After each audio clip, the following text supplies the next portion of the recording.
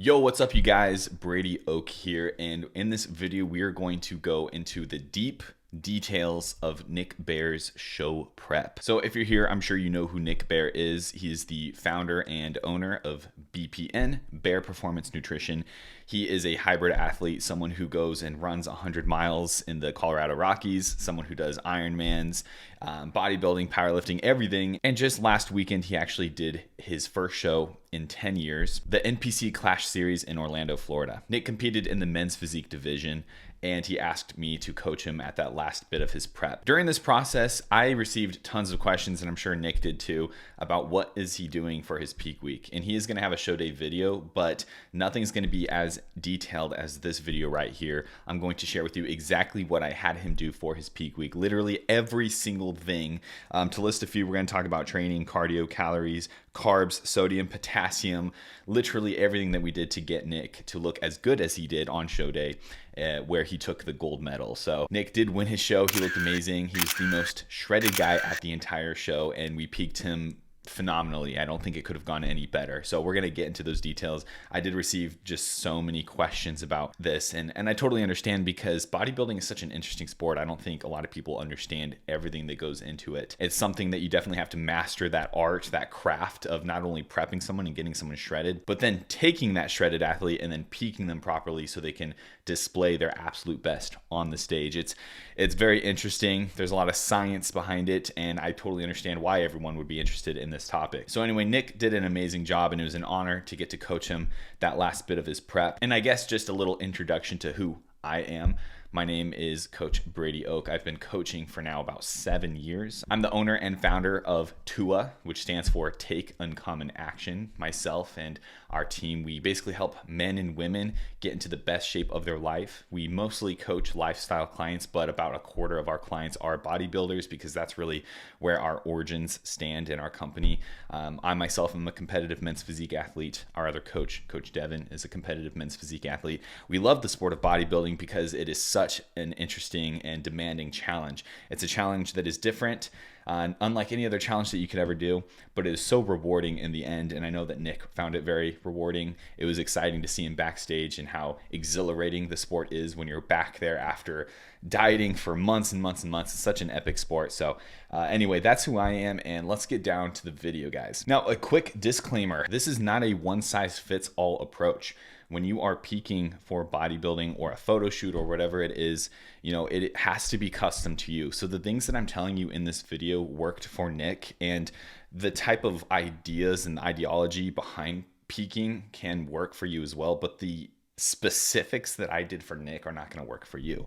So what Nick did might not be what works best for you. That's why you have a coach. I would never recommend doing bodybuilding without a coach. You absolutely need to have a coach. Trust me, I've tried to do it by myself, and it resulted in a terrible peak and a terrible performance on stage. So I would never do that again, and I highly recommend that you have a coach yourself so that you can look your best on stage. Last disclaimer too, peaking really only works if you're shredded. So I want to be very clear here. If you are not as shredded as you need to be for the stage, peak week comes around, there's nothing you can do about it. You just didn't prep well enough, essentially. So if you did prep well enough to the point where you are shredded for peak week, then you can go ahead and try to milk that last 5% out of your physique to look as good as possible on the stage. But if you haven't prepped well, peak week is not going to fix you. Nothing magic can happen on peak week if you're not shredded enough, and you kind of just messed up a little bit, and I would recommend maybe trying again. Luckily, Nick did come in very shredded, and so Nick was dieting for a long time before he brought me on. I actually started as his posing coach, and posing is very important, but this video isn't about that. Just know that posing is very important. And about around the last month or so, we just kind of decided that I would go ahead and take the lead on just getting him as shredded as we needed to get him, and then peaking him properly. Nick was quite shredded though. He was probably around 8% body fat. And then my goal was to essentially get him to below 7%. Now, when I say these numbers, I don't want you to think that they're absolute. If you go get a DEXA scan and you're 7.2% body fat and not 6.9, like not sub 7 or whatever, you're probably fine. The DEXA is not a perfect way to measure your body fat percentage. And at the end of the day, as a coach, we're really just going for a specific look. So Nick was very, very lean, very, very shredded, but he lacked the final details that I really wanted to see from him before we started to peak him. So the first things first, we had to dig a little bit more than I think we originally planned. And so we actually kept him at 1,800 calories towards the end. This is low. This is not a lot of calories. Some out there might say, oh, that's too low or whatever. At the end of the day, you weren't coaching him, so you don't know the situation as well as I did. But we basically kept at that 1,800 calories. We dug a little bit more. And what I was going for is when you have an athlete that is truly shredded, you start to see a little extra detail here in the shoulder. You start to see the striations a little bit more in the chest, and then specifically his hips, we were looking for them to tighten up a little bit, which they did. When I started working with Nick towards the end, he was at a 33 waist. That's the size of pants he was wearing essentially, and I kind of estimated that he would probably need a size 31 board shorts, maybe even a 30. So he went ahead and purchased like 31s, 32s, and 33s just to be safe. The 33s and 32s were too big. The 31s fit quite well, and he may have been able to even slip into a 30. But it just goes to show that last bit really does matter because his waist shrunk a ton right at the end. Those hips just really shrink in, and it shows just literally everything. We started to see a lot more details in his lats. His abs sharpened up and became more consistently sharp. And eventually you get to this point where you get very depleted, which is actually what we wanted. Some people on the internet were commenting that maybe Nick was losing a little bit too much muscle. And I think this is just false. This is just not having that good coach's eye. You want to get to the point where you look very stringy, very flat and very depleted. That's kind of the purpose of this. You are digging past the point of comfort here. But the thing is, it worked. Nick got around that 5 to 7 day out point. Nick got truly shredded, and I knew that we were going to be ready to peak him. He came into peak week depleted, but very shredded. And so let's get into it. First of all, training. What did we do training peak week? We actually start to kind of taper off his training. We trained pretty normal Monday and Tuesday, the show being on Saturday. Wednesday, we actually took an off day from training. This is our chance to kind of catch up on recovery because recovery is key here. Thursday, we did a full body circuit at about 75% intensity and a little bit less volume than usual. And then Friday, the day before the show, we did an upper body circuit at about 50% intensity. And again, pretty low volume. I'm talking about 2 or 3 sets per muscle group. I was actually with him during this workout, so I tried to pull him back as much as possible. It can be hard because at this point we are carbing up, starting to feel a little bit better, more alive, have more energy, and you have a good workout, but you really can't be training that hard the day before the show.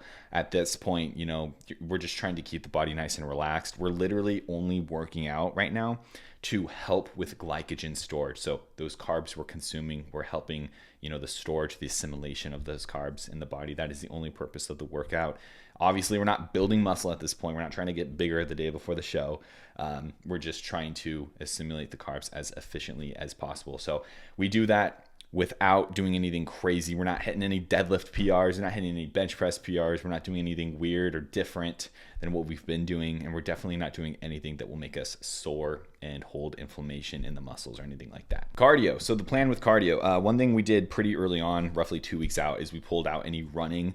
I wouldn't really recommend running for bodybuilding, but when you're Nick Bare and your goal in life isn't just to be a bodybuilder, you kind of just do whatever you want. I did manage to get Nick to stop running the last couple of weeks, and we instantly saw a drop in his weight. This was due to inflammation from the running, the impact that running has on the body, just the overall fatigue that running has over the body. So we lost about 5 pounds from that. We literally lost about 5 pounds the last couple of weeks just from inflammation, getting more shredded, etc. We did swap the running for an incline treadmill. This is what I do with all of my athletes. It's just a very consistent way to keep the body moving, burn more calories, but it's low impact, and essentially you're not going to hold as much inflammation from it. We did start to taper down that cardio. So I believe Monday we were at about 40 minutes of cardio. By Thursday, we were at 0 minutes of cardio. We pulled cardio completely, and also Friday there was no cardio. We just tapered it right off.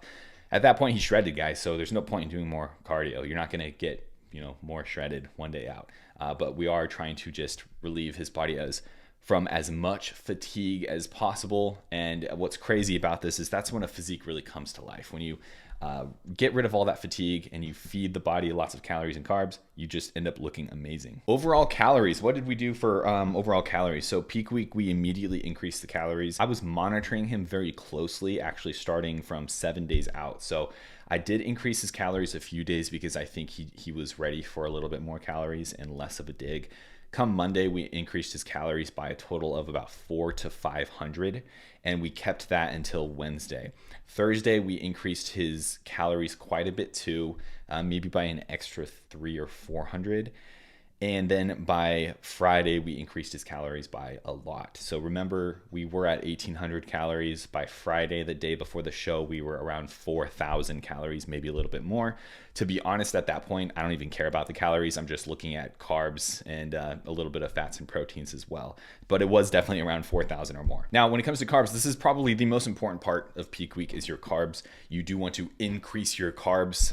One of the number one questions I got that week on my Instagram account was, what are the carbs doing and why are you giving him carbs? I think people believe negative and untrue things about carbs, like as it's stored as fat, which is not true, and also that it'll make you soft and look bad. And that's also pretty much not true either. In this case, we have a very depleted athlete, and by depleted, we mean his muscles are very low on glycogen. Glycogen is literally, essentially when you consume carbs, it is broken down into glucose, and from there it's becomes glycogen. The insulin stores the glycogen into the muscle. It is stored with water alongside with it. So glycogen and water enter the muscle cell, and it expands. It makes it bigger, which is a good thing. So we consume carbs and we drink a lot of water in order to make the muscles bigger. And this does a couple things. Number one, it makes the muscle bigger, which is a good thing for bodybuilding, right? But it also can make you look even leaner, because now instead of this flat, depleted muscle pushing against the skin, you have a full, bigger muscle pushing against the skin, which creates a tightness, and you will actually reveal more detail that way. So that's what we did with carbs. As far as number of carbs, I think people were very surprised to hear how many carbs we were consuming. So Thursday, which was kind of a preload day, this is a backload approach, we call it in the bodybuilding world. Thursday, we gave him around 400 grams of carbs. I believe the plan was in the 300s. I ended up increasing it a little bit after seeing his pictures. And then come Friday, which was the main load day, we gave him, on the plan was 650. We ended up giving him I think 710 to be exact. So the plan here was to actually get the carbs in quite early. That's why we started Thursday. Essentially, I had him eat carbs right before bed. And then we woke up very early Friday, one day out from the show, and we consumed 500 carbs before noon. I think he actually ended up getting 550 grams of carbs before noon. This was also his travel day, so he was eating on the airplane to Orlando. We got into Orlando, we worked out. I was able to see his physique, see how he was doing. At that point, I decided he was still a little too sharp, which I'm gonna get into in a second. He was still a little too sharp, so I gave him some extra carbs. That's why we ended up increasing it about 60 that day. And then also the night before, he was still a little bit too sharp. So this can be confusing to some people, but the night before the show, I'm personally going for my athletes to have what I call a loaded look. A loaded look is when you have so many carbs in your system, but they haven't quite assimilated yet. They're kind of hanging out everywhere in the body. And at this point, you will actually see a decrease in sharpness. And this is a good thing, because it just means you've consumed a lot of carbs, and at some point over the night and over the next, the morning bit, those carbs will eventually assimilate. Those carbs will get sucked into the muscles, and you're gonna look great. Water essentially will follow the glycogen. And so when you consume a lot of carbs, you can temporarily have a softer look, specifically in the abs, because the water is drawn to it. But as the glycogen is stored into the muscle, it'll draw the water with it. And this creates an epic look. So the night before the show, I decided he was still a little bit too sharp and that we could push the carbs a little bit more, which we did. And so we gave him more carbs. At this point, in 2 days, he consumed around 1,100 grams of carbs, which is pretty insane. I have had athletes do more than that. I've had athletes do less than that. Again, this is a very custom number. I'm not just throwing random numbers your way. This is something we actually practiced previously. I gave him a big refeed of 650 grams of carbs the week before. He documented it on his YouTube channel if you want to see. And it worked. It was fantastic. He soaked it up great. At that point, I decided he could probably handle more, which is why I gave him essentially a day and a half of loading, the 400 day and then the 700 day, making it 1,100 total. And yeah, he went to bed pretty sharp, gave him more carbs. He woke up also very, very sharp, but much fuller. Now, the important thing to remember here is carbs take a while to assimilate. So you're looking at around 24 hours. It might be 18 hours, it might be closer to 30 hours, but some point in that window is what it takes for carbs to assimilate. Everyone is different here again. So this is very custom. This is something you would probably want to test out beforehand, or if you have a coach with a good eye, he'll kind of understand what's best for you. Interestingly enough, it does have to deal with your ethnicity as well.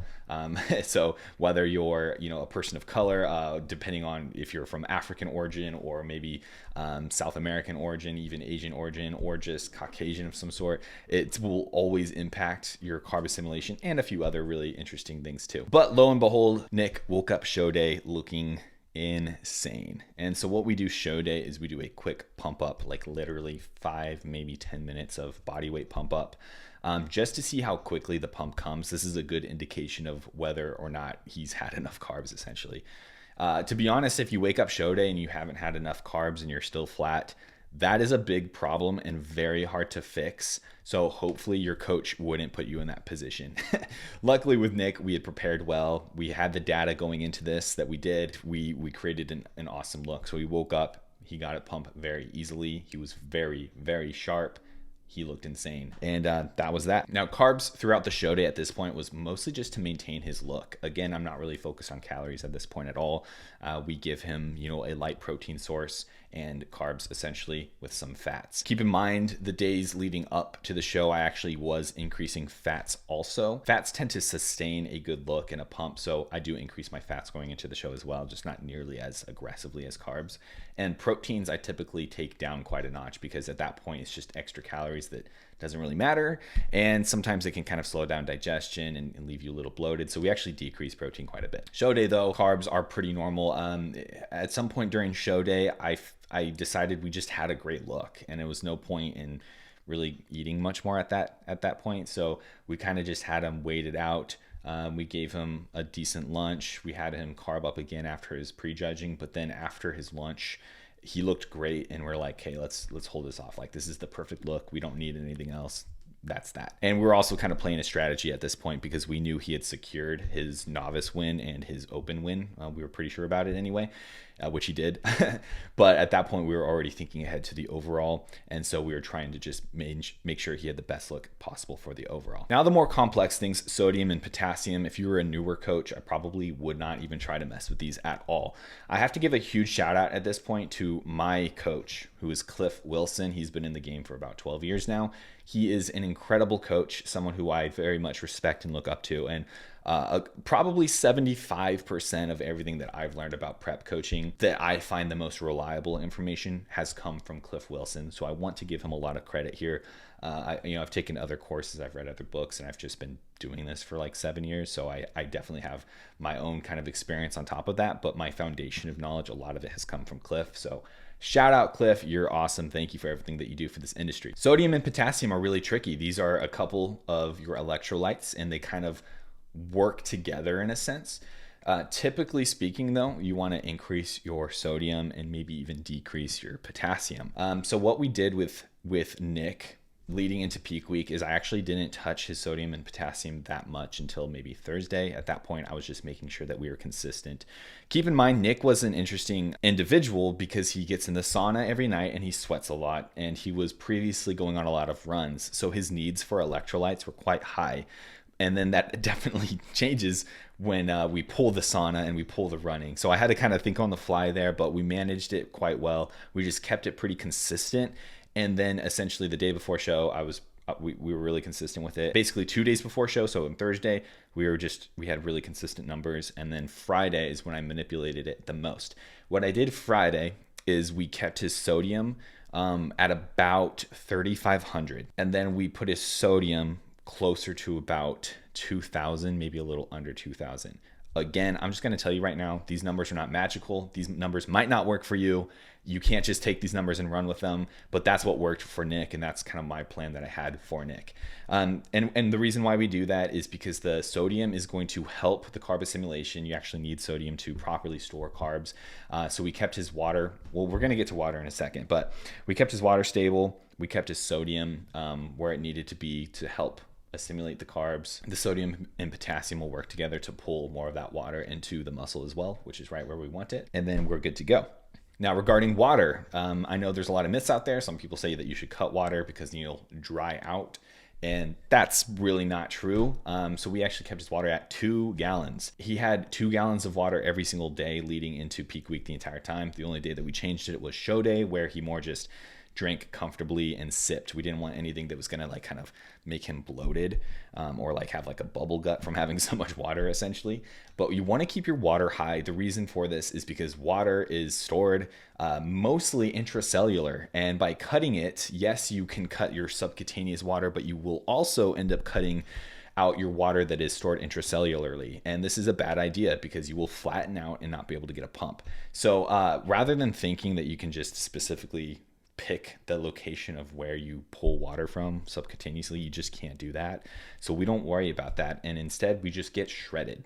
And if you're really shredded, then you're not going to be holding water. That's a term in bodybuilding used when people aren't lean enough typically. So keep that in mind. We kept his water very high, and if the water whatever water you don't use to help your muscles stay hydrated and store more glycogen, all that good stuff, you will pee out. So we kept his water very high, and he got a pump great and he looked great. So now we're ready for the stage, right? We did everything perfectly at this point. He was carved up, ready to go. He was sharp. He looked insane. His pump came easy, and now we're ready for the stage. One thing that we did here is we wanted to focus mostly on the open class. If there's anyone new here who doesn't really understand what that means, is essentially he signed up for 2 classes, both within the men's physique division. The first was the novice class, which is for people who haven't ever won a class before and who are maybe a little bit newer. This is Nick's first show in a decade, so he considered himself a novice and he signed up for that. But he also signed up for the open class, which is the most competitive class. That's where all the best athletes go and try to compete. This is where you can get nationally qualified, and that's how you go and then compete on the national stage to try to earn an IFBB Pro card.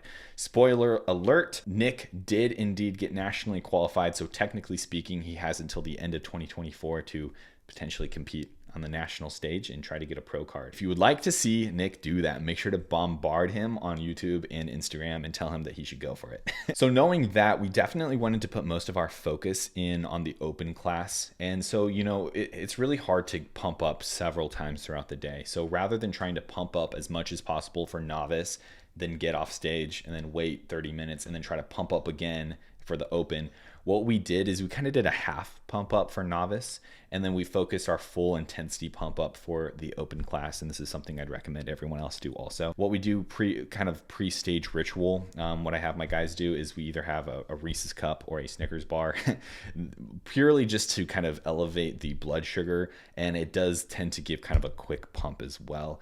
And we also have a lot of salt. We have about a half a teaspoon of salt, which is quite a bit of sodium. And we do this to basically increase blood volume, increase vascularity, and it will also help with the pump. You'll even feel kind of warmer backstage with it, and it's pretty insane. Again, this is something that you won't really see unless you're shredded, but if you are a very shredded person who has had a whole lot of carbs and a whole lot of water, and then you have a ton of salt, you will have the craziest vascularity and pump of your entire life. And so we want that before stage. So we do that about 30-ish minutes before stage. And then, yeah, it works every time. Typically, we'll have a little bit of a pump product as well. He doesn't really need it at this point, so I think what we actually did is saved it for finals, but we'll have a little bit of pump. In this case, we took some endo pump from BPN, and yep, again, it worked great. Now, to get into the really fine details here, we typically select a couple of muscle groups where we're going to focus our pump on, because it's kind of hard to just pump up every single muscle, right? So we really focused on his upper chest and his delts. And then kind of secondarily, we were pumping up his traps a little bit more for some upper back thickness. And then kind of his arms as well. He went out there, he crushed it, he did his routine, he was put center stage on both classes, and it was amazing. We went to the finals, same thing, just looked incredible. He ended up winning his novice class. He won the novice overall after that. Then he won his open class. And then he competed for the open overall, which is insane. At this point, you're talking about winning the entire show, not just winning your class, which is you go home as a winner, but literally winning the entire show, which is so insane. And he was put center stage for that. There was about 6 or 7 incredible athletes on that stage. He was put in center, which means you're going for the win. And he was side by side with the other guy in center, so they were split center. And it was between him And the other guy, you know, I'm not here to say whether I think that Nick should have won or not. What I will say is Nick was definitely more shredded, like very obviously more shredded, which you'll see in his video. And he definitely just looked incredible. Unfortunately, the other guy did beat Nick, so congrats to that other guy. I mean, he looked awesome as well.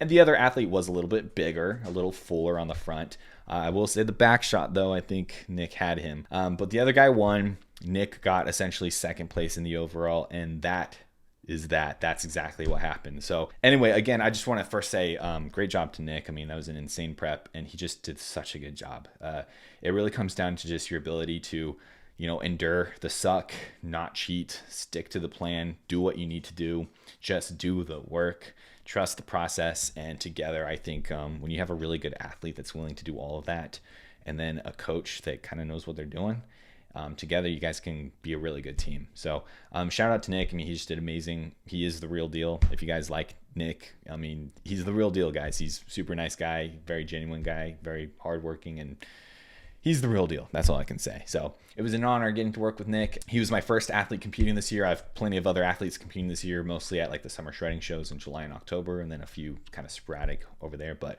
if you want to follow myself and my team, you can follow us at Brady Oak Fitness, of course, and Take Uncommon Action is our team page. Yeah, man, peaking is a lot of fun, though. There is such a unique science behind it, and just glad to be a part of the sport that's done so much for me. It is fun to push yourself in this way, and it's very, very rewarding, and I know that Nick is definitely feeling that reward now that it's all over. Anyway, guys, thank you so much for watching this video. If you enjoyed the video, make sure to give it a thumbs up and comment down below what you thought was the most interesting, or maybe something that you just learned. Make sure to comment that down below and share it with all your friends who you think would find this pretty interesting. I know that I find this pretty interesting. Again, if you think that Nick should keep competing, make sure to bombard him like crazy on social media. Tell him I sent you guys, and tell him to get on the stage again as soon as possible. Anyway, guys, thank you so much for watching. We'll see you in that next one. Peace out.